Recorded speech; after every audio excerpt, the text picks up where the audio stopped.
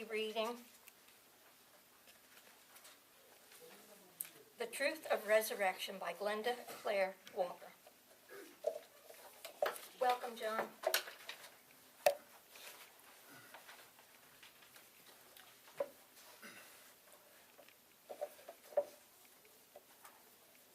I'm going to read The Truth of Resurrection by Glenda Claire Walker. When I'm asked to do a funeral, I gather family and friends of the deceased together, and we sit in the family home or in my office, and we talk about the father or the mother or the sister or the son who has died. I ask a few questions to help people get started. I ask the daughter, what kind of father was he? I ask the son, what did you do together? I ask the brother, what was it like growing up with Bill? I ask the friend, what did you and Bill talk about when you were together? Sometimes I make a phone call to a relative in a distant city. Sometimes to a friend just down the street. During those conversations, a picture begins to emerge. A picture of the person who died. It's not a physical picture, though in the conversation his daughter may tell me about a favorite cap Bill always wore, even though on his birthday she gave him a new one, hoping he'd throw the old one away. The picture that emerges, the picture of Bill's spirit. It's a picture of his soul. It's his essence, his essential self. And the picture that develops, the essence that comes forth in the conversation among Bill's family, his friends, and me, is often a surprise to members of the family. He seems like a stranger to them. Sometimes it's also a surprise to acquaintances that come to the funeral and hear the eulogy. Rarely is it a surprise to his close friends. And the spirit and soul of Bill arises in our conversations. In the midst of our sorrow and pain, we're confronted by and witness to a resurrection. A resurrection of the whole spiritual person, Bill, in our midst. And having shared our perceptions of Bill, and having seen him in a holistic way with the help of others, we now have created a new relationship with Bill. Because of this, our understanding of him has broadened, has changed. We know him better, and we go forth and live life in a different way. This experience is not unlike the resurrection that Paul wrote about in his letter to the Corinthians. We've witnessed in Bill the resurrection of that seed Paul talks about when he writes, "And as for what you sow, you do not sow the body that is to be, but a bare seed.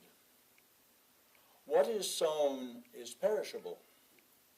What is raised is imperishable. It is sown a physical body. It is raised a spiritual body. For this perishable body must put on imperishability, and this mortal body must put on immortality." It's Corinthians 1, chapter 15. When the man Jesus was about to be crucified, his apostles, fearing for their lives, deserted him. Only the women who followed him from Galilee stood by and watched the crucifixion. Two of them, Mary Magdalene and Mary, the mother of James and Joseph, went to the tomb on the third day and found it empty. They found an angel there. He told them to go to Galilee, and they'd find Jesus. How astonishing. But according to the Gospels of Mark and John, Mary Magdalene first saw Jesus not in Galilee, but just outside the tomb. According to John, she was weeping, and she didn't recognize Jesus. She thought she was talking to the gardener. But after she talked to this stranger, this gardener, about Jesus, she recognized Jesus. Then she hurried to tell the disciples that she'd seen him. When Mary Magdalene found the disciples, they were weeping. They were mourning Jesus' death. Yet when she told them the good news, they didn't believe her. Of course they didn't believe her. Who would believe that someone was raised from the dead?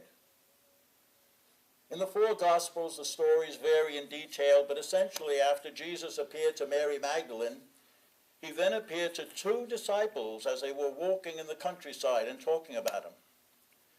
The two disciples didn't recognize Jesus either. They thought he was a stranger. They had a long conversation about Jesus with the stranger. They discussed the events surrounding his death and even got into a discussion of the scriptures. They finally even invited the stranger to eat with them. They sat down together, and when the bread was blessed, broken, and given to them as it had been at Passover, they recognized Jesus. Then he vanished, and they hurried to tell other disciples how Jesus had appeared in their midst. As the two disciples were telling the others about Jesus' appearance, he appeared again and stood among them. Incredible. According to most of the gospel stories, when Jesus appeared after his death, he was unrecognized. Nearly every time he appeared as a stranger. But each time, as his disciples, friends, and family mourned and talked about him, the stranger in their midst was recognized as Jesus. We can deny Jesus' resurrection, deny its physical validity. We can allow the old literalisms, and hellfire and damnation sermons we've heard from preachers or parents to destroy any validity the story of Jesus' resurrection may have for us. We can believe it was the delusion of the faithful and the grief-stricken. At Easter time, we can celebrate simply the springtime rebirth of nature's growing things. And perhaps that's miracle enough, for it is certainly a miracle. But if that is all we do on Easter, we will fail to see the truth that lies in the allegory of the empty tomb, the stranger, and the resurrection of Jesus. The truth that lies in the death and in resurrection and immortality of each and every one of us. We will have failed to see the truth that every tomb is empty of the spiritual body that Paul wrote about, failed to see the implications of that grave, empty of the spirit, that at death we are still strangers to the people around us. Paul was a theologian. He knew that the people of Corinth had confused physical with spiritual resurrection. And his letter to them was Paul's effort to straighten them out. Keep in mind that the author of the Gospel of John wrote that Mary Magdalene found Jesus not in the tomb, but as she wept and talked to a stranger. The two disciples in the Gospel of Luke saw Jesus after they had walked with a stranger and talked with him about Jesus. The angel in the Gospel of Matthew told the woman that Jesus was going ahead to Galilee and that the disciples would see him there. Keep in mind that Jesus himself appeared to them and said, "Do not be afraid. Go and tell my brothers to go to Galilee. There they will see me." Do you understand what's happening in these stories? The writers of the Gospels knew that the Spirit of Jesus was not in the tomb. They knew that Jesus could be seen, could be understood, could be known in Galilee. They knew that when friends and family talked about Jesus, he would appear as a stranger to them, but that they would eventually see Jesus as his true self, as the essential spiritual Jesus that had changed them. In Galilee, where Jesus grew up, where he taught and preached, people came to mourn his death. And as they gathered to talk about him, the stranger that was Jesus was known. Jesus' essence was resurrected among those who knew the joy of his companionship and the pain of his death. Among those who denied him, those who suffered the guilt and shame of their betrayal. It was resurrected among those who stood by him. In Galilee, the family, friends, and the faithful wept and talked about Jesus, about his life and his death. It was there that the body of his spirit was seen. It was there that the whole essential spiritual man appeared. Each time the stranger in their midst, the essential Jesus that no one individual knew completely, was made known. Jesus appeared. In the Gospel of Matthew, Jesus said, "Where 2 or 3 are gathered in my name, I am among them." It was where 2 or 3 were gathered in his name, mourning for him, talking about him, that the seeds Jesus planted during his life grew in the souls of those who knew him.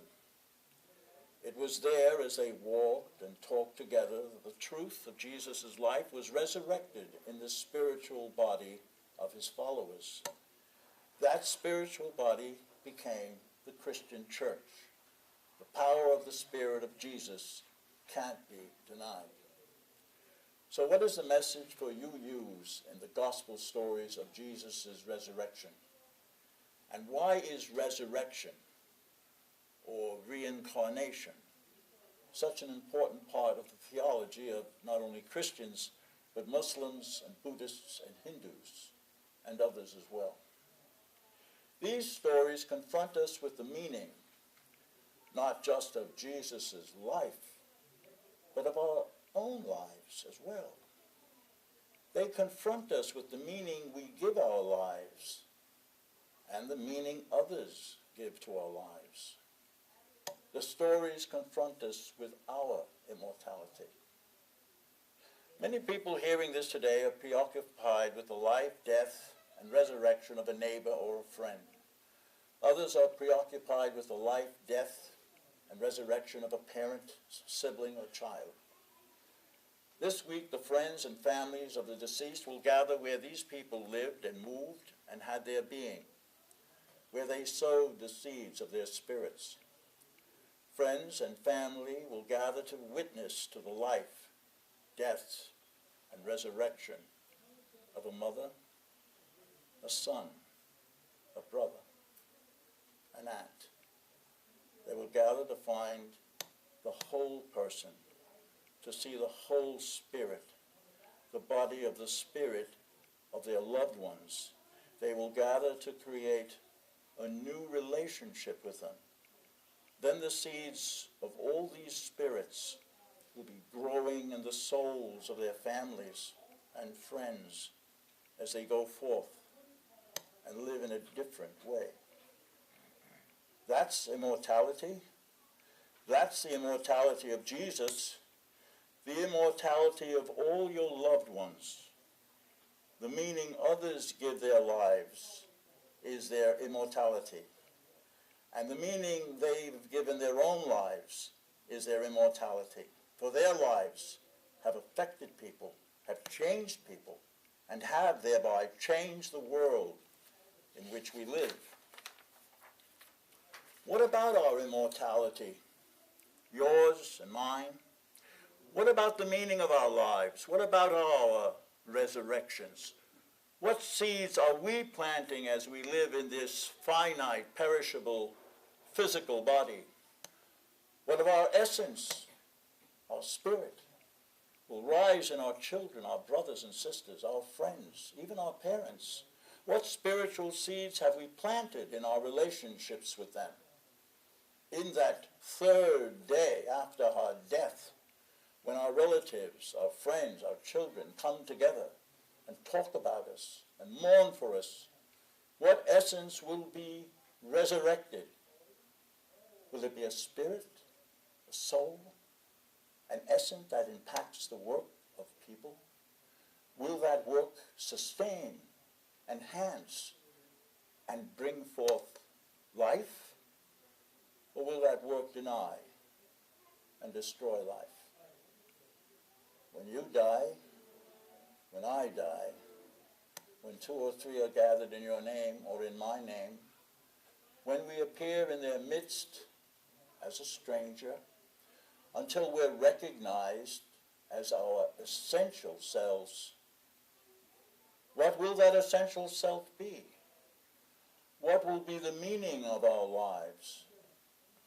What meaning will others give our lives?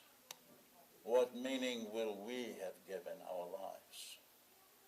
When 2 or 3 are gathered in our names, and when we are there with them also, when we must put on immortality, what will our immortality be? Thank you.